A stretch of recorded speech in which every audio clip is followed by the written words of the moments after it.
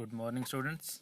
मेरा नाम है Manoj Baba, vocational trainer agriculture, government senior secondary school Mothawala Kapurthala तो।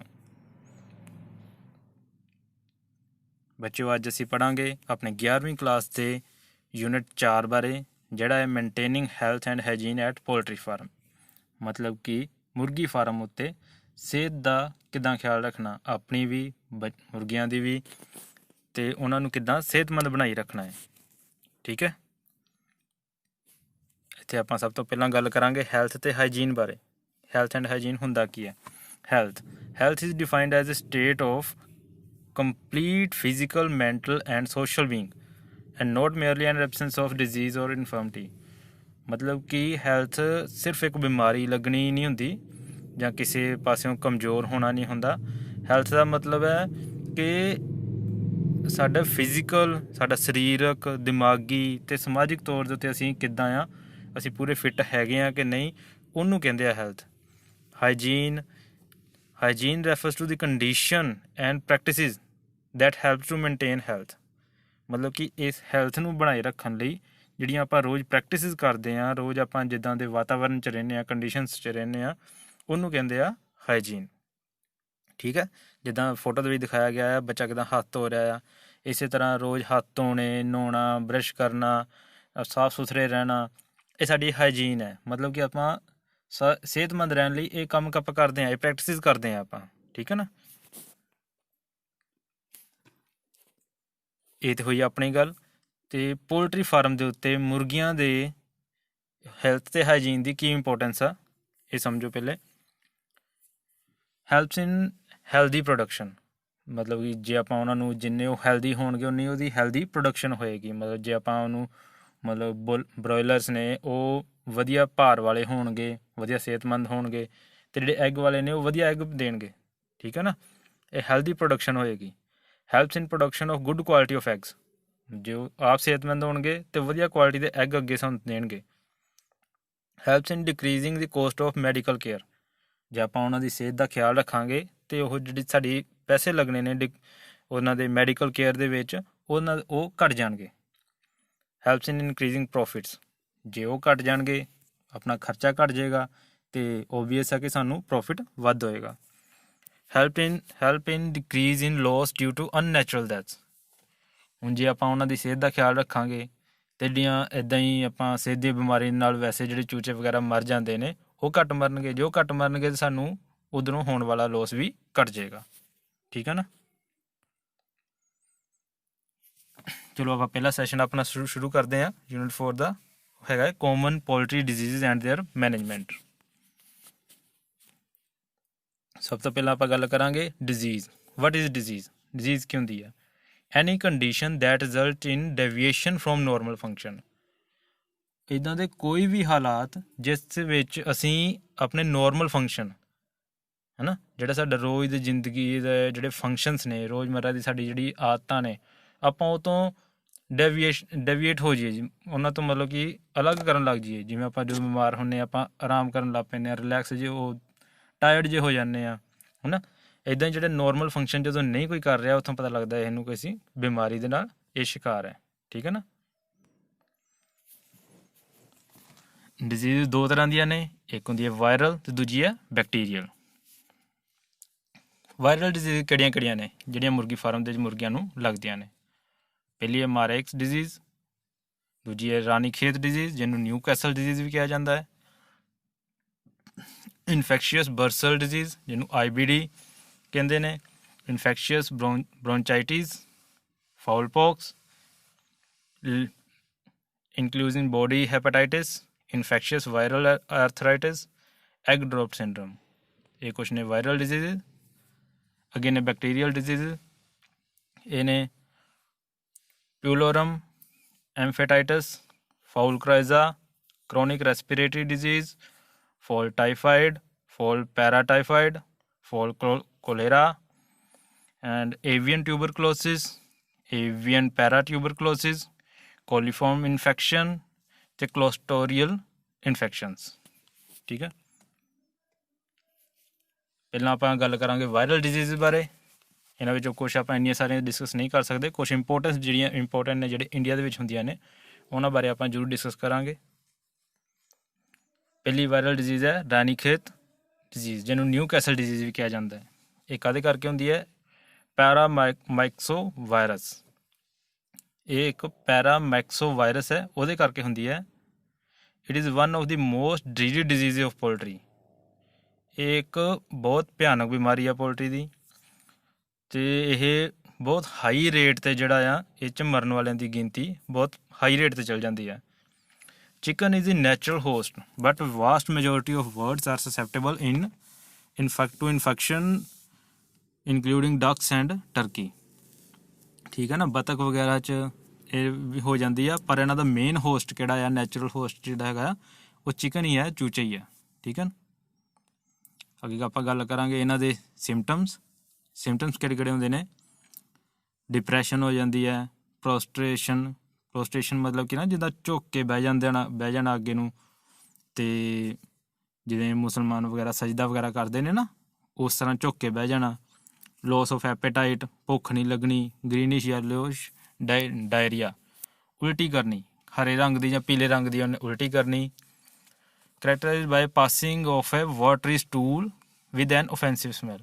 ਇੱਕ ਬੜੀ ਭੱਦੀ ਜਿਹੀ ਸਮੈਲ ਦੇ ਨਾਲ ਜਿਹੜਾ ਵੇਸਟ ਮਟੀਰੀਅਲ ਕੱਢਦੇ ਨੇ, ਉਹ ਇੱਕ ਪਾਣੀ ਵਰਗਾ ਪਤਲਾ ਵੇਸਟ ਮਟੀਰੀਅਲ ਕੱਢਦੇ ਨੇ, ਇੱਕ ਬੜੀ ਭੱਦੀ ਜਿਹੀ ਸਮੈਲ ਦੇ ਨਾਲ। ਠੀਕ ਆ, ਇਹਦੇ ਵਿੱਚ ਵੀ ਜੇ ਵੱਧ ਜਾਵੇ ਤਾਂ ਇਹਦਾ ਇੱਕ ਬਹੁਤ ਜ਼ਿਆਦਾ ਹਾਈ ਰੇਟ ਦੇ ਉੱਤੇ ਮਰਨ ਵਾਲੇ ਦੀ ਗਿਣਤੀ ਪਹੁੰਚ ਜਾਂਦੀ ਹੈ। ਸੈਕਿੰਡ ਆਪਾਂ ਗੱਲ ਕਰਾਂਗੇ ਏਵੀਅਨ ਇਨਫਲੂਐਂਜ਼ਾ, ਜਿਹਨੂੰ ਆਪਾਂ ਬਰਡ ਫਲੂ ਦੇ ਨਾਲ ਵੀ ਜਾਣਦੇ ਹਾਂ, ਕਾਫੀ ਫੈਲੀ ਸੀ ਪਿੱਛੇ ਜੇ। ਅਤੇ ਇਹ ਹੈਗਾ ਇੱਕ ਪੈਥੋਜੈਨਿਕ ਹੈ, ਜਿਹਦੇ ਕਰਕੇ ਇਹ ਹੁੰਦੀ ਹੈ। ਅਤੇ ਇਹਦੀ ਡਿਜ਼ੀਜ਼ ਜਿਹੜੀ ਹੈ ਬੜੀ ਵਾਸਟ ਮੈਜੋਰਿਟੀ ਆਫ ਬਰਡਸ ਵਿੱਚ ਹੁੰਦੀ ਹੈ, ਜ਼ਰੂਰੀ ਨਹੀਂ ਇਕੱਲੇ ਚਿਕਨ ਦੇ ਵਿੱਚ ਹੀ ਹੈ, ਬਰਡਸ ਦੇ ਤਕਰੀਬਨ ਸਾਰਿਆਂ ਵਿੱਚ ਹੀ ਹੋ ਜਾਂਦੀ ਹੈ। ਠੀਕ ਹੈ ਨਾ, ਇਹ ਮੇਨਲੀ ਹੁੰਦੀ ਹੈ ਇਨਫਲੂਐਂਜ਼ਾ ਟਾਈਪ A ਵਾਇਰਸ ਹੁੰਦਾ ਹੈ ਜਿਹੜਾ ਇਹਦੇ ਵਿੱਚ, ਜਿਹਦੇ ਕਰਕੇ ਇਹ ਬਿਮਾਰੀ ਹੁੰਦੀ ਹੈ। ਇਹਦੇ ਸਿੰਪਟਮਸ ਜਿਹੜੇ ਹੈਗੇ ਨੇ ਉਹ ਹੈਗੇ ਨੇ, ਜਿਹੜੀ ਇਹਨਾਂ ਦੀ ਕੋਂਬ ਆ ਉੱਪਰ ਕਲਗੀ ਹੁੰਦੀ ਹੈ, ਅਤੇ ਜਿਹੜੇ ਥੱਲੇ ਜਿਹੜੀ ਝਾਲਰ ਲਮਕਦੀ ਹੈ, ਚੋਂਚ ਦੇ ਥੱਲੇ ਜਿਹੜੀ ਝਾਂਜਰ ਲਟਕਦੀ ਹੈ ਉਹ ਮੋਟੀ ਹੋ ਜਾਂਦੀ ਹੈ, ਅਤੇ ਉਹਦੇ ਉੱਤੇ ਦਾਣੇ ਹੋ ਜਾਂਦੇ ਆ। ਜਿਵੇਂ ਆਪਾਂ ਦੇਖਿਆ ਹੀ ਹੈ ਫੋਟੋ ਦੇ ਵਿੱਚ, ਦੇਖੋ ਪੀਲੇ ਪੀਲੇ ਜਿਹੇ ਦਾਣੇ ਹੋਏ ਆ, ਅਤੇ ਇਹ ਇਹਨਾਂ ਦੇ ਹੋ ਜਾਂਦੇ ਨੇ। ਅਤੇ ਇੱਕ ਇਹਨਾਂ ਦਾ ਪ੍ਰੋਫਿਊਜ਼ ਵਾਟਰੀ ਡਾਇਰੀਆ, ਉਲਟੀ ਕਰਨ ਲੱਗ ਪੈਂਦੇ ਨੇ, ਅਤੇ ਬਹੁਤ ਜ਼ਿਆਦਾ ਪਿਆਸੇ ਰਹਿੰਦੇ ਨੇ। ਬਰਡਸ ਆਰ ਐਕਸੈਸਿਵਲੀ ਥਰਸਟੀ, ਮਤਲਬ ਕਿ ਬਹੁਤ ਜ਼ਿਆਦਾ ਇਹਨਾਂ ਨੂੰ ਪਿਆਸ ਲੱਗਦੀ ਹੈ ਉਸ ਵੇਲੇ। ਫਿਰ ਅੱਗੇ ਆ Marek's disease. Marek's disease is an economically important viral disease but more or less effectively controlled by vaccination.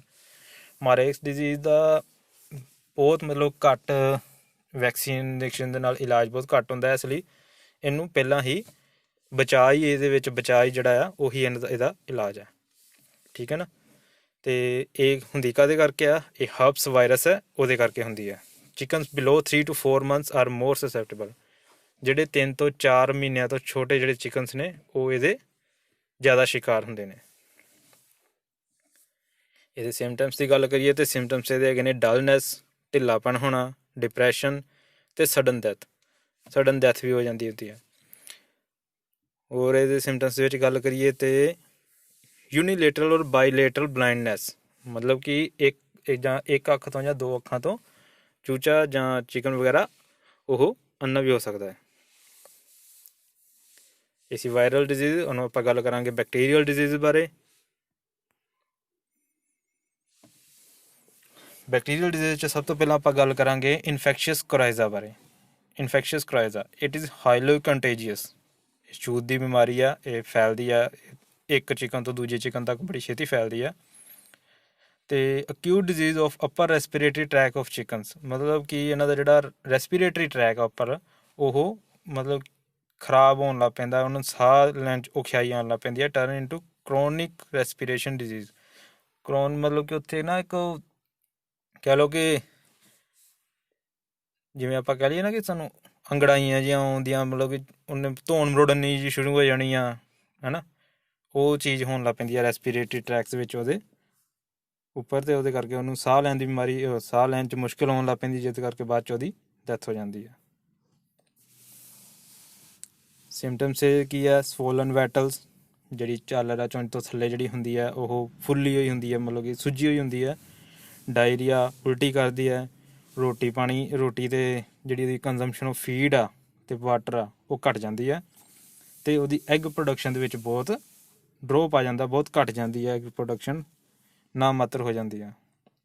Serious to mucoid nasal discharges with foul smell, ਨੱਕ 'ਚੋਂ ਪਾਣੀ ਵਗੈਰਾ ਵਗਦਾ ਹੈ ਜਿਹਦੀ ਇੱਕ ਬੜੀ ਗੰਦੀ ਸਮੈਲ ਆਉਂਦੀ ਹੈ ਤੇ ਬਹੁਤ ਜ਼ਿਆਦਾ ਪਾਣੀ ਵਗਦਾ ਹੈ।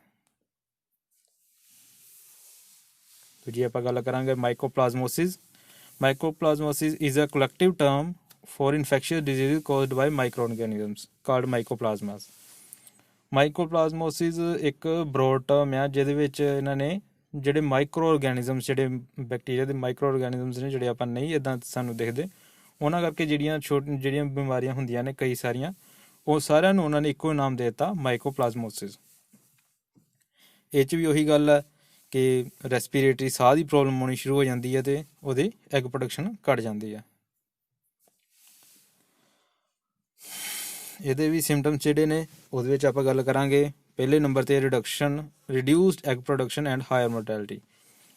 ਪਹਿਲਾ ਸਿੰਪਟਮ ਇਹ ਹੈ ਕਿ ਉਹਦੀ ਐਗ ਪ੍ਰੋਡਕਸ਼ਨ ਘੱਟ ਜਾਂਦੀ ਹੈ ਅਤੇ ਇਹਨਾਂ ਨਾਲ ਮਰਨ ਦੀ ਜਿਹੜੀ ਗਿਣਤੀ ਆ ਉਹ ਬਹੁਤ ਵੱਧ ਜਾਂਦੀ ਹੈ, ਮਰਨ ਦੇ ਚਾਂਸਿਸ ਵਿੱਚ ਬਹੁਤ ਜ਼ਿਆਦਾ ਨੇ। ਐਗ ਵਿਦ ਪਿੰਪਲ ਸ਼ੈਲ, ਜਿਹੜੇ ਐਗ ਹੋਣਗੇ ਉਹ ਪਿੰਪਲ ਸ਼ੈਲ, ਜਿਵੇਂ ਨਾ ਫਿੰਸੀਆਂ ਜਿਹੀਆਂ ਹੋਈਆਂ ਹੁੰਦੀਆਂ ਇੱਦਾਂ ਦੇ ਜਿਹੜੇ ਸ਼ੈਲ ਹੁੰਦੇ ਉਹਦੇ ਉੱਪਰਲਾ ਛਿਲਕਾ ਜਿਹੜਾ ਹੁੰਦਾ ਉਹਦੇ ਉੱਤੇ ਦਾਣੇਦਾਰ ਜੇ ਐਗ ਹੁੰਦੇ ਨੇ, ਠੀਕ ਹੈ ਨਾ। ਕਫਿੰਗ, ਸਵੋਲਨ ਫੇਸ, ਸਟਿੱਕੀ ਆਈਜ਼, ਡਿਸਚਾਰਜਸ, ਮਤਲਬ ਕਫਿੰਗ ਖੰਘਣਾ, ਸਵੋਲਨ ਫੇਸ ਮੂੰਹ ਸੁੱਜਿਆ ਹੋਇਆ, ਅਤੇ ਸਟਿੱਕੀ ਆਈ ਡਿਸਚਾਰਜ ਮਤਲਬ ਜਿਹੜਾ ਅੱਖਾਂ 'ਚੋਂ ਪਾਣੀ ਨਿਕਲਦਾ ਆ ਉਹ ਚਿਪਚਿਪਾ ਜਿਹਾ ਹੋਏਗਾ, ਠੀਕ ਹੈ। ਅਤੇ ਦੂਜਾ ਜਿਹੜਾ ਮੇਨ ਵੱਖਰਾ ਹੈਗਾ ਇਹਦੇ ਵਿੱਚ ਸਿੰਪਟਮ ਜਿਹੜਾ ਹੈਗਾ ਸਵੋਲਨ ਜੁਆਇੰਟਸ, ਜਿਹਦੇ ਜੁਆਇੰਟਸ ਹੈ ਉਹ ਸੁੱਜੇ ਹੋਏ ਹੋਣਗੇ, ਠੀਕ ਹੈ ਨਾ। ਜਿਵੇਂ ਗੋਡਿਆਂ ਦੇ ਪੈਰਾਂ ਦੇ ਜਿਹੜੇ ਜੁਆਇੰਟਸ ਹੋਣਗੇ ਉਹ ਸੁੱਜੇ ਹੋਏ ਹੋਣਗੇ। ਅੱਗੇ ਆਪਾਂ ਗੱਲ ਕਰਾਂਗੇ ਫਾਲ ਕੋਲੇਰਾ 'ਤੇ। Fowl cholera is a bacterial infection caused by Pasteurella. All poultry species are susceptible to this type of bacteria. ਇੱਕ ਇਨਫੈਕਸ਼ਨ ਹੁੰਦੀ ਹੈ ਬੈਕਟੀਰੀਆ ਕਰਕੇ, ਪੋਸਟੁਰੇਲਾ ਬੈਕਟੀਰੀਆ ਕਰਕੇ ਇਨਫੈਕਸ਼ਨ ਹੁੰਦੀ ਹੈ ਅਤੇ ਤਕਰੀਬਨ ਆਲ ਜਿਹੜੇ ਪੋਲਟਰੀ ਸਪੀਸੀਜ਼ ਹੈਗੀਆਂ ਨੇ, ਮਤਲਬ ਜਿੰਨੀਆਂ ਵੀ ਬਰਡਸ ਹੈਗੀਆਂ ਨੇ ਜਿਹੜੇ ਆਪਾਂ ਰੱਖਦੇ ਹਾਂ ਇੱਦਾਂ, ਉਹ ਤਕਰੀਬਨ ਸਾਰੀਆਂ ਸਪੀਸੀਜ਼ ਇਹਦੇ ਮਤਲਬ ਘੇਰੇ ਵਿੱਚ ਆ ਜਾਂਦੀਆਂ ਨੇ। ਅਤੇ ਡੋਮੈਸਟਿਕ ਬਰਡਸ ਇਨਕਲੂਡਿੰਗ ਪੈਟਸ ਔਰ ਬਰਡਸ ਐਟ ਦੀ ਜ਼ੂ, ਮਤਲਬ ਜਿਹੜੇ ਆਪਾਂ ਘਰਾਂ 'ਚ ਜਾਨਵਰ ਰੱਖਦੇ ਹਾਂ ਜਾਂ ਜਿਹੜੇ ਉੱਥੇ ਜ਼ੂ ਦੇ ਵਿੱਚ ਬਰਡਸ ਹੁੰਦੇ ਨੇ ਜਾਂ ਵਾਈਲਡ ਬਰਡਸ ਜਿਹੜੇ ਹੁੰਦੇ ਨੇ ਜੰਗਲਾਂ ਦੇ ਵਿੱਚ ਹੁੰਦੇ ਨੇ, ਉਹ ਵੀ ਇਹਦੇ ਨਾਲ ਇਨਫੈਕਟਡ ਹੋ ਸਕਦੇ ਨੇ। ਇਹ ਜ਼ਰੂਰੀ ਨਹੀਂ ਕਿ ਪਿੰਜਰੇ ਵਿੱਚ ਰੱਖਣ ਦੇ ਨਾਲ ਹੀ ਹੋਣਗੇ, ਇਹ ਸਾਰੇ ਬਰਡਸ ਨੂੰ ਇਹ ਇਨਫੈਕਸ਼ਨ ਫੈਲ ਸਕਦੀ ਹੈ। Fowl cholera usually strikes birds older than 6 weeks of age. Fowl cholera ਜਿਹੜੀ ਬਿਮਾਰੀ ਹੈ ਇਹ ਯੂਜ਼ਲੀ ਜਿਹੜੀ ਸਟ੍ਰਾਈਕ ਕਰਦੀ ਹੈਗੀ ਆ ਉਹ 6 ਹਫ਼ਤਿਆਂ ਤੋਂ ਉੱਪਰ ਵਾਲੇ ਜਿਹੜੇ ਬਰਡਸ ਹੈਗੇ ਨੇ ਉਹਨਾਂ ਨੂੰ ਮੇਨਲੀ ਇਫੈਕਟ ਕਰਦੀ ਹੈ, ਠੀਕ ਹੈ ਨਾ। ਇਹਨਾਂ ਦੇ ਸਿੰਪਟਮਸ ਦੀ ਆਪਾਂ ਗੱਲ ਕਰੀਏ ਤਾਂ acute form birds may be die without showing any symptom, ਮਤਲਬ ਕਿ ਬਰਡਸ ਜਿਹੜੇ ਆ ਉਹ ਵਿਦਾਊਟ ਸ਼ੋਇੰਗ ਐਨੀ ਸਿੰਪਟਮ ਵੀ ਮਰ ਸਕਦੇ ਨੇ, ਮਤਲਬ ਪਤਾ ਨਹੀਂ ਲੱਗਦਾ ਕਿ ਵੀ ਕਿੱਦਾਂ ਮਰ ਗਿਆ, ਠੀਕ ਹੈ ਨਾ। ਅਤੇ less where from breathing rapid with open beak, ਮਤਲਬ ਮੂੰਹ ਖੋਲ੍ਹ ਕੇ ਸਾਹ ਲੈਣਾ ਇਹਨਾਂ ਨੇ, ਬਹੁਤ ਜ਼ਿਆਦਾ ਸਾਹ ਲੈਣਾ, ਰੈਪਿਡ ਮਤਲਬ ਕਿ ਜਲਦੀ, ਠੀਕ ਹੈ ਨਾ। ਫੀਦਰ ਰਫਲਡ, ਕੋਂਬ ਐਂਡ ਵੈਟਲ ਬਿਕਮ ਸਾਈਕੋਨਿਕ, ਮਤਲਬ ਕਿ ਉਹੀ ਜਿਹੜੀ ਉਹਨਾਂ ਦੀ ਝਾਲਰ ਹੈ ਅਤੇ ਉੱਪਰ ਜਿਹੜੀ ਕਲਗੀ ਹੈ ਉਹਦੇ ਉੱਤੇ ਦਾਣੇ ਜਿਹੇ ਹੋ ਜਾਣੇ। ਯੈਲੋਇਸ਼ ਡਾਇਰੀਆ, ਪੀਲੇ ਰੰਗ ਦੀ ਉਲਟੀ ਕਰਨੀ। ਸਵੋਲਨ ਕੋਂਬ, ਜਿਹੜੀ ਕੋਂਬ ਆ ਉੱਪਰ ਜਿਹੜੀ ਇਹਨਾਂ ਦੀ ਕਲਗੀ ਹੁੰਦੀ ਆ ਉਹ ਸੁੱਜ ਜਾਣੀ। Wattle joints are hot and painful, ਜਿਹੜੇ ਇਹਨਾਂ ਦੇ ਜੋੜ ਹੋਣਗੇ ਉਹ ਗਰਮ ਅਤੇ ਦੁਖਣਗੇ, ਠੀਕ ਹੈ ਨਾ, ਗਰਮ ਹੋਣਗੇ ਅਤੇ ਦੁਖਣਗੇ।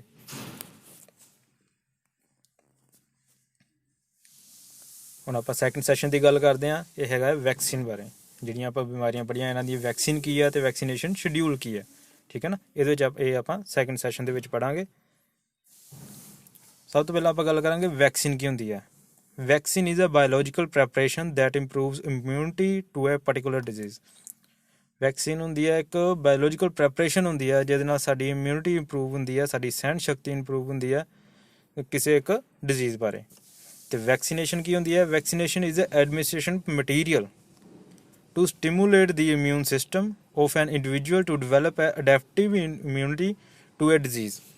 ਮਤਲਬ ਕਿ ਇੱਕ ਉਹ ਤਾਂ ਵੈਕਸੀਨ ਤਾਂ ਹੋ ਗਈ ਦਵਾਈ ਹੈ ਨਾ, ਸਾਡੇ ਸਰੀਰ 'ਚ ਪਾਉਂਦੇ ਆ ਕਿ ਕਿਸੇ ਪਾਰਟੀਕੂਲਰ ਡਿਜ਼ੀਜ਼ ਹੋ ਗਈ ਆ, ਦਵਾਈ ਪਾਤੀ ਸਾਡੇ ਸਰੀਰ ਦੇ ਵਿੱਚ ਟੀਕੇ ਦੇ ਨਾਲ, ਅਤੇ ਉਹ ਅਸੀਂ ਉਹਦੇ ਨਾਲ ਲੜਨ ਜੋਗੇ ਹੋ ਗਏ।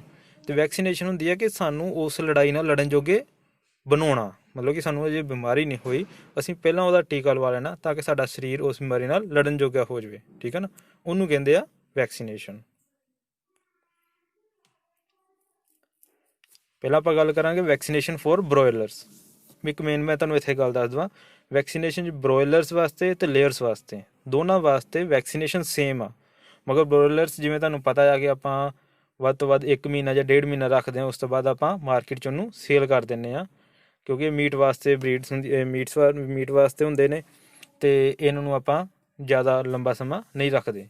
ਜਦ ਕਿ ਜਿਹੜੇ ਲੇਅਰਸ ਹੁੰਦੇ ਨੇ ਉਹਨਾਂ ਤੋਂ ਆਪਾਂ ਐਗ ਲੈਣੇ ਹੁੰਦੇ ਨੇ, ਇਸ ਲਈ ਆਪਾਂ ਉਹਨਾਂ ਨੂੰ ਲੰਬੇ ਸਮੇਂ ਤੱਕ ਰੱਖਦੇ ਹਾਂ, ਅਤੇ ਉਹਨਾਂ ਦਾ ਜਿਹੜਾ ਵੈਕਸੀਨੇਸ਼ਨ ਸ਼ਡਿਊਲ ਹੈ ਉਹ ਵੀ ਲੰਬਾ ਹੈ, ਠੀਕ ਹੈ ਨਾ। ਸ਼ੁਰੂ ਦਾ ਸ਼ਡਿਊਲ ਦੋਨਾਂ ਦਾ ਸੇਮ ਹੈ। ਆਪਾਂ ਜਿਵੇਂ ਹੁਣ ਪੜ੍ਹਾਂਗੇ, ਜਿਵੇਂ ਮਾਰੇਕਸ ਡਿਜ਼ੀਜ਼ ਦਾ ਫਸਟ ਡੇ ਇੰਜੈਕਸ਼ਨ ਲੱਗਣਾ ਹੈ, ਸਬਕੁਟੇਨੀਅਸ ਇੰਜੈਕਸ਼ਨ ਐਟ ਦੀ ਹੈਚਰੀ, ਮਤਲਬ ਕਿ ਉਹਨੂੰ ਉੱਪਰਲੀ ਚਮੜੀ ਦੇ ਵਿੱਚ ਹੀ ਇੱਕ ਇੰਜੈਕਸ਼ਨ ਲੱਗਣਾ ਆ ਫਸਟ ਡੇ ਮਾਰੇਕਸ ਡਿਜ਼ੀਜ਼ ਦਾ, ਠੀਕ ਹੈ ਨਾ, ਜਿਹਦੇ ਨਾਲ ਉਹਦੇ ਨਾਲ ਲੜਨ ਜੋਗਾ ਹੋ ਜਾਏਗਾ। ਜਿਵੇਂ ਆਪਾਂ ਨੂੰ ਛੋਟੇ ਹੁੰਦਿਆਂ ਪੋਲੀਓ ਦੀ ਡ੍ਰੌਪਸ ਪਿਆਈਆਂ ਜਾਂਦੀਆਂ ਨੇ ਕਿ ਆਪਾਂ ਸਾਰੀ ਜ਼ਿੰਦਗੀ ਬਾਅਦ 'ਚ ਉਹਦੇ ਨਾਲ ਲੜਨ ਜੋਗੇ ਹੋ ਜਾਂਦੇ ਹਾਂ, ਉਸੇ ਤਰ੍ਹਾਂ ਮਾਰੇਕਸ ਡਿਜ਼ੀਜ਼ ਦਾ ਵੀ ਸ਼ੁਰੂ 'ਚ ਹੀ ਇੰਜੈਕਸ਼ਨ ਲਗਾ ਦਿੱਤਾ ਜਾਂਦਾ ਕਿ ਉਹ ਬਸ ਸਾਰੀ ਜ਼ਿੰਦਗੀ ਉਹ ਉਹਦੇ ਨਾਲ ਲੜਨ ਜੋਗਾ ਹੋ ਜਾਂਦਾ ਆ, ਠੀਕ ਹੈ। ਅਗਲੀ ਹੈਗੀ ਆ ਰਾਨੀਖੇਤ ਡਿਜ਼ੀਜ਼ ਐਫ ਸਟ੍ਰੇਨ। ਇਹਦੇ ਆਈ ਡ੍ਰੌਪਸ ਹੁੰਦੇ ਨੇ ਜਾਂ ਨੈਸਲ ਡ੍ਰੌਪ ਹੁੰਦੇ ਨੇ, ਜਿਹੜੇ ਆਪਾਂ 5ਵੇਂ ਤੋਂ 7ਵੇਂ ਦਿਨ ਦੇਣੇ ਹੁੰਦੇ ਨੇ, ਠੀਕ ਹੈ ਨਾ। ਫਿਰ ਆ IBD ਇਨਫੈਕਸ਼ੀਅਸ ਬਰਸਲ ਡਿਜ਼ੀਜ਼, ਇਹ ਵੀ ਆਈ ਡ੍ਰੌਪ ਨੇ ਜਾਂ ਨੈਸਲ ਡ੍ਰੌਪ ਨੇ, ਇਹ ਆਪਾਂ ਦੂਜੇ ਹਫਤੇ 'ਚ ਦੇਣੇ ਹੁੰਦੇ ਨੇ ਜਾਂ 14ਵੇਂ ਤੋਂ 16ਵੇਂ ਦਿਨ ਦੇ ਵਿੱਚ ਦੇਣੇ ਹੁੰਦੇ ਨੇ।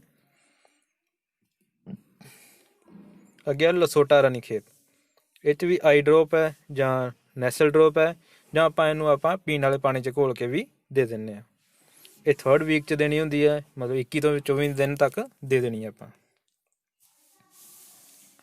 ਅੱਗੇ ਹੈ ਵੈਕਸੀਨੇਸ਼ਨ ਫॉर ਲੇਅਰਸ, ਜਿਵੇਂ ਕਿ ਤੁਹਾਨੂੰ ਦੱਸਿਆ ਪਹਿਲੀ ਜਿਹੜੀ ਵੈਕਸੀਨੇਸ਼ਨ ਹੈ ਉਹ ਇੱਧਰ ਵੀ ਹੋਣੀ, ਲੇਅਰਸ ਨੂੰ ਵੀ ਹੋਣੀ ਹੈ, ਬਰੋਇਲਰਸ ਨੂੰ ਵੀ ਹੋਣੀ ਹੈ, ਦੋਨਾਂ ਪਾਸੇ ਹੋਣੀ ਹੈ। ਫਰਕ ਕਿੱਥੇ ਹੈ? ਫਰਕ ਹੈਗਾ ਜਿਹੜੀ ਆਪਾਂ ਸੈਕਿੰਡ ਨੰਬਰ 'ਤੇ ਆਪਾਂ ਡਿਜ਼ੀਜ਼ ਦਿੱਤੀ ਸੀ ਰਾਨੀਖੇਤ ਦੀ ਐਫ ਸਟ੍ਰੇਨ ਡਿਜ਼ੀਜ਼, ਜਿਹੜੀ ਵੈਕਸੀਨੇਸ਼ਨ ਆਪਾਂ ਕੀਤੀ ਸੀਗੀ ਆਈ ਡ੍ਰੌਪ ਦੀ 5ਵੇਂ ਤੋਂ 7ਵੇਂ ਦਿਨ ਵਾਲੀ, ਉਹ ਆਪਾਂ ਇੱਥੇ ਵੀ ਕਰਨੀ ਹੈ, ਲੇਅਰਸ ਨੂੰ ਵੀ ਕਰਨੀ ਹੈ। ਪਰ ਇੱਥੇ ਫਰਕ ਕੀ ਹੈ? ਉਸੇ ਦਿਨ ਹੀ ਉਹਨੂੰ RD ਕਿਲਡ ਦਾ ਜਿਹੜਾ ਹੈਗਾ ਇੱਕ ਇੰਜੈਕਸ਼ਨ ਦੇਣਾ ਆ 0.2 ml subcutaneous on the same day, ਉਸੇ ਦਿਨ ਹੀ 2 ml ਦਾ ਜਿਹੜਾ ਸਬਕੁਟੇਨੀਅਸ ਮਤਲਬ ਉੱਪਰਲੀ ਚਮੜੀ ਦੇ ਵਿੱਚ ਜਿਹੜਾ ਇੰਜੈਕਸ਼ਨ ਦੇਣਾ ਹੈਗਾ ਆ RD ਕਿਲਡ ਦਾ, ਠੀਕ ਹੈ ਨਾ। ਇਸੇ ਤਰ੍ਹਾਂ ਹੀ ਜਿਹੜਾ ਇਨਫੈਕਸ਼ਨ ਬਰਸਲ ਡਿਜ਼ੀਜ਼ ਹੈ ਉਹਦੇ ਵਿੱਚ ਵੀ ਆਪਾਂ ਇਹਦਾ ਇੰਜੈਕਸ਼ਨ ਦੇਣਾ ਹੈ IBD ਕਿਲਡ ਦਾ, ਉਹੀ 0.2 ml ਸਬਕੁਟੇਨੀਅਸ ਉੱਪਰਲੀ ਚਮੜੀ ਦੇ ਵਿੱਚ 14ਵੇਂ ਤੋਂ 16ਵੇਂ ਦਿਨ, ਠੀਕ ਹੈ ਨਾ, ਸਮਝ ਲੱਗ ਗਈ। ਦੇਣਾ ਉਧਰ ਵੀ ਹੈ ਦਵਾਈ ਬਰੋਇਲਰਸ ਨੂੰ ਵੀ ਅਤੇ ਲੇਅਰਸ ਨੂੰ ਵੀ, ਪਰ ਜਿਹਨਾਂ ਨੂੰ ਆਪਾਂ ਲੇਅਰਸ ਦੇ ਤੌਰ 'ਤੇ ਪਾਲ ਰਹੇ ਹਾਂ ਉਹਦੇ ਵਿੱਚ ਆਪਾਂ ਉਸੇ ਦਿਨ ਹੀ ਇੱਕ ਇੰਜੈਕਸ਼ਨ ਵੀ ਦੇਣਾ ਹੈ ਨਾਲ, ਠੀਕ ਹੈ ਨਾ। ਅੱਗੇ ਇਨਫੈਕਸ਼ੀਅਸ ਬ੍ਰੌਂਚਾਈਟਿਸ, ਇਹਦਾ ਆਈ ਡ੍ਰੌਪ ਹੈ 21ਵੇਂ ਤੋਂ 24ਵੇਂ ਦਿਨ। ਰਾਨੀਖੇਤ ਡਿਜ਼ੀਜ਼, ਇਹਦਾ ਵੀ ਆਈ ਡ੍ਰੌਪ ਹੈ 30ਵੇਂ ਤੋਂ 35ਵੇਂ ਦਿਨ। ਅਤੇ ਫਿਰ ਇਨਫੈਕਸ਼ੀਅਸ ਬਰਸਲ ਡਿਜ਼ੀਜ਼, ਇਹ ਜਿਹੜਾ ਲਾਈਵ ਅਤੇ ਕਿਲਡ ਨਾਲ ਲਿਖਿਆ ਹੈ, ਇਹ 2 ਤਰ੍ਹਾਂ ਦੀਆਂ ਹੁੰਦੀਆਂ ਨੇ ਵੈਕਸੀਨੇਸ਼ਨ, ਇੱਕ ਹੁੰਦੀ ਹੈ ਲਾਈਵ, ਇੱਕ ਹੁੰਦੀ ਹੈ ਕਿਲਡ। ਲਾਈਵ ਮਤਲਬ ਉਹ ਲਾਈਵ ਔਰਗੈਨਿਜ਼ਮ ਸਾਡੇ ਸਰੀਰ 'ਚ ਛੱਡੇ ਜਾਂਦੇ ਨੇ, ਜਿਹੜੇ ਇੱਕ ਥੋੜ੍ਹੀ ਜਿਹੀ ਮਤਲਬ ਬਿਮਾਰੀ ਪੈਦਾ ਕਰਦੇ ਨੇ, ਅਤੇ ਆਪਾਂ ਉਹ ਸਾਡੇ ਜਿਹੜੇ ਸਰੀਰ ਦੇ ਜਿਹੜੇ ਲੜਨ ਵਾਲੇ ਸੈੱਲ ਹੁੰਦੇ ਨੇ ਉਹ ਉਹਦੇ ਨਾਲ ਲੜ ਕੇ ਆਪਣੀ ਇਮਿਊਨਿਟੀ ਇਸ ਹਿਸਾਬ ਦੀ ਬਣਾ ਲੈਂਦੇ ਕਿ ਅੱਗੇ ਤੋਂ ਆਪਾਂ ਉਹਦੇ ਨਾਲ ਫਾਈਟ ਕਰਨ ਜੋਗੇ ਹੋ ਜਾਂਦੇ ਹਾਂ, ਠੀਕ ਹੈ ਨਾ। ਅਤੇ ਕਿਲਡ ਦੇ ਵਿੱਚ ਮਰੇ ਹੋਏ ਬੈਕਟੀਰੀਆ ਸਾਡੇ ਅੰਦਰ ਛੱਡੇ ਜਾਂਦੇ ਨੇ, ਜਿਹੜੇ ਸਿਰਫ ਇੱਕ ਇਮਿਊਨਿਟੀ ਸਟਰੋਂਗ ਕਰਨ ਵਾਸਤੇ ਹੁੰਦੇ ਨੇ, ਠੀਕ ਆ। ਅੱਗੇ ਫੋਲਪੌਕਸ ਵੈਕਸੀਨ, ਇਹ ਵਿੰਗ ਵੈਬ ਪੰਕਚਰ, ਮਤਲਬ ਉਹਦੇ ਖੰਭਾਂ ਦੇ ਵਿੱਚ ਲਾਇਆ ਜਾਂਦਾ ਹੈ 84ਵੇਂ ਤੋਂ 91ਵੇਂ ਦਿਨ ਦੇ ਵਿੱਚ, ਮਤਲਬ ਜਦੋਂ ਚਿਕਨ 12 ਤੋਂ 13 ਹਫ਼ਤਿਆਂ ਦਾ ਹੋ ਜਾਂਦਾ ਹੈ, ਠੀਕ ਹੈ ਨਾ।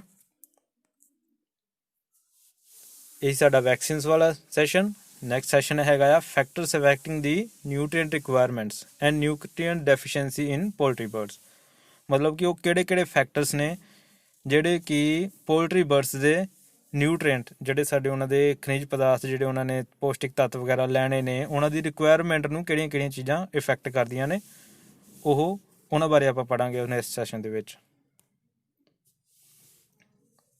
ਇੰਟਰੋਡਕਸ਼ਨ। ਫੀਡਿੰਗ ਕੀ ਹੈ, ਜਾਂ ਕਹਿ ਲਓ ਤੁਸੀਂ ਕਿ ਨਿਊਟ੍ਰੀਐਂਟ ਦੀ ਰਿਕੁਆਇਰਮੈਂਟ ਕਿਉਂ ਆ। While feeding poultry we have to look out some of the factors that can affect the nutrients requirement of birds. We cannot feed single standard diet to all birds because our goal are different as well as birds are different.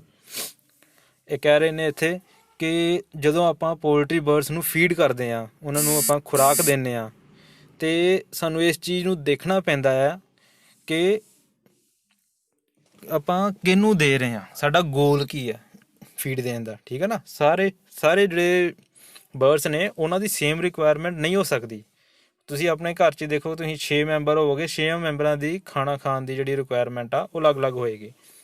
ਇਸੇ ਤਰ੍ਹਾਂ ਹੀ ਇਹਨਾਂ ਵਿੱਚ ਵੀ ਅਸੀਂ ਕਿਹੜੇ purpose ਲਈ ਉਹਨਾਂ ਨੂੰ ਪਾਲ ਰਹੇ ਹਾਂ, ਉਹਨਾਂ ਬਰਡਸ ਨੂੰ, ਉਹਦੇ 'ਤੇ ਡਿਪੈਂਡ ਕਰਦਾ ਆ, ਉਹਨਾਂ ਦੇ ਸਾਈਜ਼ 'ਤੇ ਡਿਪੈਂਡ ਕਰਦਾ, ਉਹਨਾਂ ਦੀ ਰਿਕੁਆਇਰਮੈਂਟ 'ਤੇ, ਉਹਨਾਂ ਦੀ ਐਕਟੀਵਿਟੀਜ਼ 'ਤੇ ਡਿਪੈਂਡ ਕਰਦਾ ਹੈ ਕਿ ਉਹ ਸਾਰੇ ਦਿਨ 'ਚ ਕੀ ਕਰਦੇ ਪਏ ਨੇ, ਉਹ 'ਤੇ ਡਿਪੈਂਡ ਕਰਦਾ ਪਿਆ ਕਿ ਆਪਾਂ ਉਹਨੂੰ ਖੁਰਾਕ ਕਿੰਨੀ ਦੇਣੀ ਆ। ਠੀਕ ਹੈ ਨਾ, ਜਿਵੇਂ ਮੰਨ ਲਓ ਕਿ ਜਿਹੜੀ ਆਪਾਂ ਬਰੋਇਲਰਸ ਨੇ, ਉਹਨਾਂ ਦਾ ਆਪਾਂ ਭਾਰ ਵਧਾਉਣਾ ਹੁੰਦਾ ਆ ਮਾਰਕੀਟ 'ਚ ਵੇਚਣ ਵਾਸਤੇ, ਆਪਾਂ ਉਹਨੂੰ ਓਬਵੀਅਸਲੀ ਭਾਰ ਵਧਾਉਣ ਵਾਲੀ ਫੈਟ ਹੀ ਆਪਾਂ ਰਿਕੁਆਇਰਮੈਂਟ ਦੇਵਾਂਗੇ ਤਾਂ ਕਿ ਉਹਦਾ ਭਾਰ ਛੇਤੀ ਵਧੇ ਅਤੇ ਆਪਾਂ ਮਾਰਕੀਟ 'ਚ ਵੇਚੀਏ।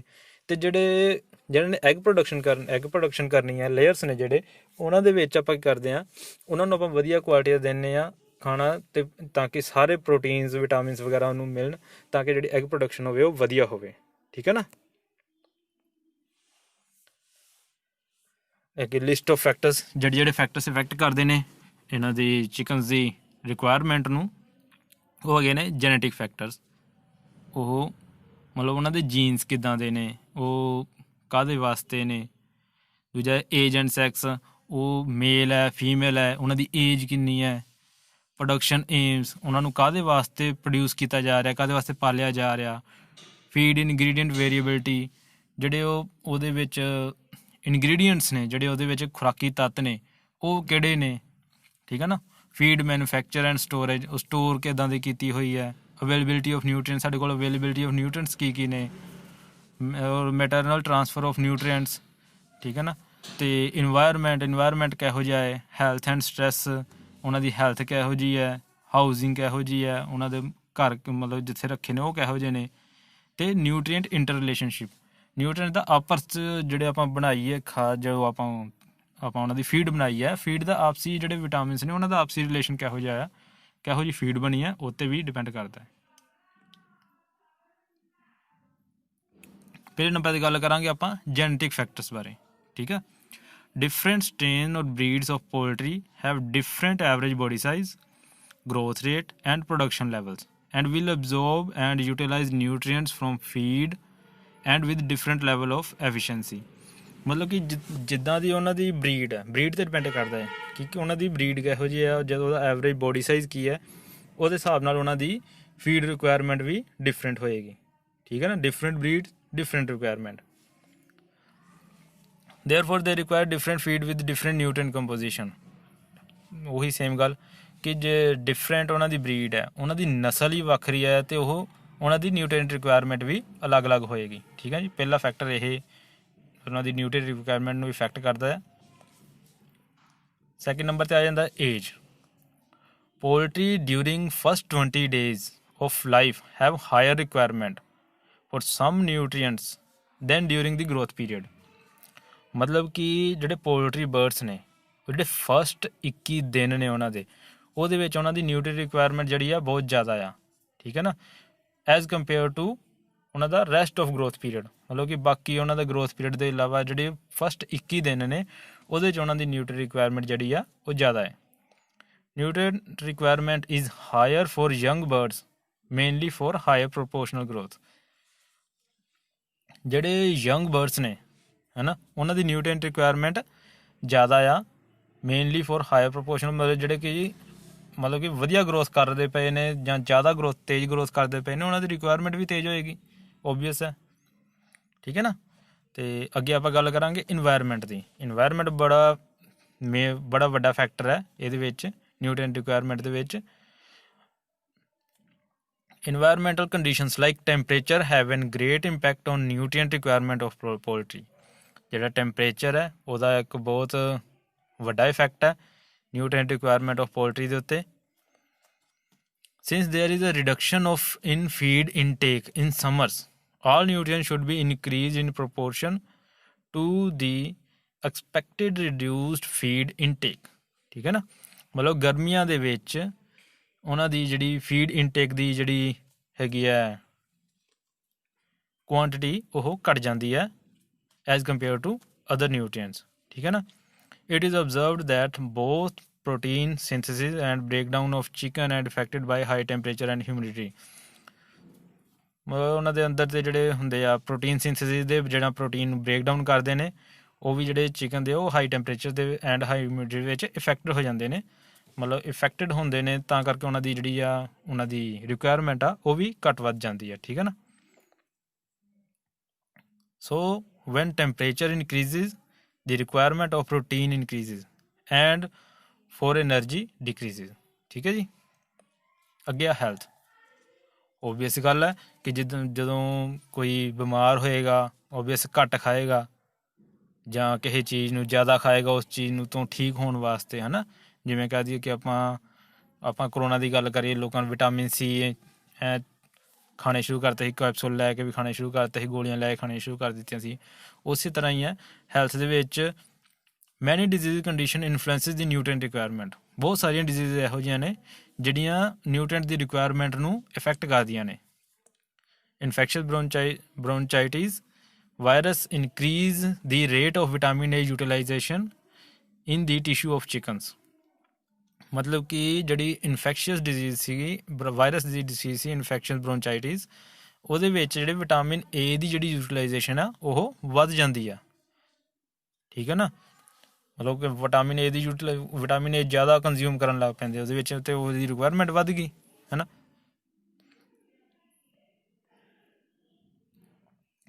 ਅੱਗੇ ਆਪਾਂ ਗੱਲ ਕਰਾਂਗੇ ਹਾਊਸਿੰਗ ਦੀ।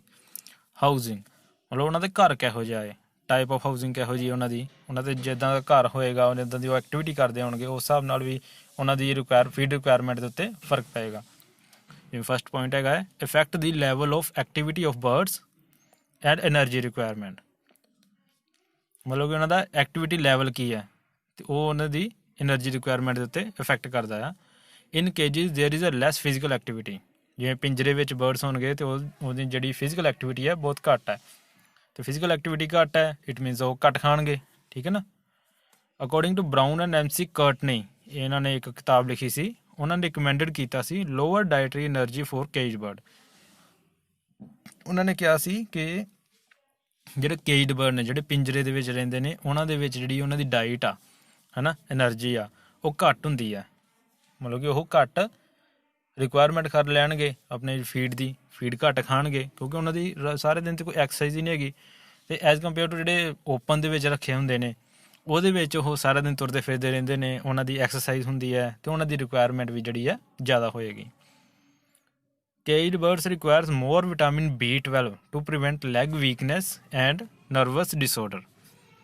ਜਿਹੜੇ ਇਹਨਾਂ ਨੇ ਕਿਹਾ ਸੀ MC ਕਰਟਨੀ ਨੇ ਅਤੇ ਬਰਾਊਨ ਨੇ ਕਿਹਾ ਸੀ ਕਿ ਜਿਹੜੇ ਕੇਜਡ ਬਰਡਸ ਨੇ ਉਹਨਾਂ ਨੂੰ ਵਿਟਾਮਿਨ B12 ਜ਼ਿਆਦਾ ਦੀ ਲੋੜ ਹੁੰਦੀ ਹੈ ਉਹਨਾਂ ਦੀ ਲੈਗ ਦੀ ਵੀਕਨੈਸ ਤੋਂ ਉਹਨਾਂ ਨੂੰ ਬਚਾਉਣ ਵਾਸਤੇ। ਠੀਕ ਹੈ ਨਾ। ਕਿਉਂਕਿ ਉਹ ਸਾਰੇ ਦਿਨ ਬੈਠੇ ਰਹਿੰਦੇ ਆ, ਉਹਨਾਂ ਨੂੰ ਲੈਗ ਦੀ ਵੀਕਨੈਸ ਨਾ ਆ ਜਾਏ, ਇਸ ਲਈ ਉਹਨਾਂ ਨੂੰ ਵਿਟਾਮਿਨ B12 ਜ਼ਿਆਦਾ ਦਿੱਤਾ ਜਾਂਦਾ ਆ। ਰਿਕੁਆਇਰਮੈਂਟ 'ਚ ਫਰਕ ਆ ਗਿਆ ਨਾ। ਉਹਨਾਂ ਨੂੰ ਵਿਟਾਮਿਨ B12 ਜ਼ਿਆਦਾ ਦਿੱਤਾ ਜਾਂਦਾ ਕਿਉਂਕਿ ਉਹਨਾਂ ਦੀ ਲੈਗ ਦੀ ਐਕਸਰਸਾਈਜ਼ ਹੀ ਨਹੀਂ ਹੈਗੀ, ਅਤੇ ਦੂਜਿਆਂ ਨੇ ਵੈਸੇ ਖੁਰਾਕ ਜ਼ਿਆਦਾ ਖਾਣੀ ਹੁੰਦੀ ਹੈ ਖੁੱਲ੍ਹੇ ਵਿੱਚ ਜਿਹੜੇ ਰਹਿੰਦੇ ਨੇ, ਕਿਉਂਕਿ ਉਹਨਾਂ ਦੀ ਐਕਟੀਵਿਟੀ ਸਾਰਾ ਦਿਨ 'ਚ ਬਹੁਤ ਹੁੰਦੀ ਹੈ, ਐਨਰਜੀ ਵੇਸਟ ਹੁੰਦੀ ਹੈ, ਹੋਰ ਐਨਰਜੀ ਲੈਣ ਵਾਸਤੇ ਉਹਨਾਂ ਨੂੰ ਜ਼ਿਆਦਾ ਖਾਣਾ ਪੈਂਦਾ ਹੈ। Thank you. ਇਹ ਸਾਡਾ ਸੀਗਾ ਯੂਨਿਟ 4 ਲੈਵਲ 3 ਦਾ। ਹੋਰ ਕਿਸੇ ਯੂਨਿਟ ਵਾਸਤੇ ਆਪਾਂ ਫੇਰ ਮਿਲਾਂਗੇ। Thank you very much.